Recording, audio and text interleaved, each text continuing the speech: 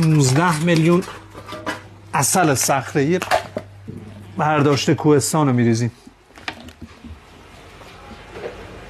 2 کیلو گرد نخل رنگارنگ کوهستان اضافه میکنیم به این معجون مقویمون.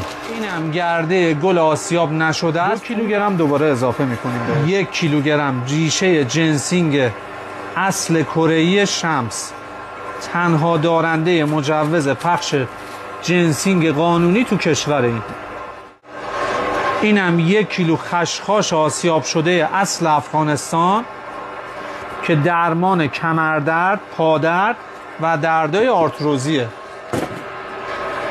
اینم آسیاب نشده شه. 1 کیلو هم آسیاب نشدهش اضافه میشه. اینم 50 گرم زعفرون، ریشه زعفرون و 5 گرم هم زعفرون. بیشتر از این نباید استفاده بکنید، خطر سکته داره بیشتر از این هم مصرف بشه زعفرون. گرده نخل 750 گرم.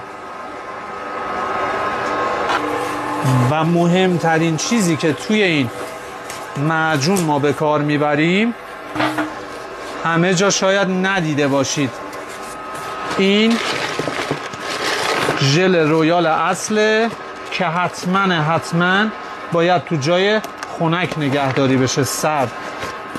ببینید ما توی یخ اینو نگه داشتیم، یخ زده نیستش ها، تو جای سرد بوده و حدود نیم ساعت دیگه این معجونمون هم میخوره و آماده است. اینم سوپر معجون مقوی و بسیار مؤثر برای درمان کمردرد، پادرد، تقویت قوای جسمی و جنسی.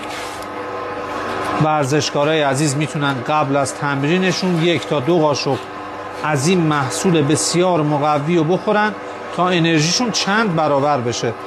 برای ثبت سفارشش و نحوه ارسالش کلمه سوپر معجون رو برامون زیر این پست کامنت کنید تا تمام اطلاعاتش و نحوه ثبت سفارشش رو براتون ارسال بکنیم.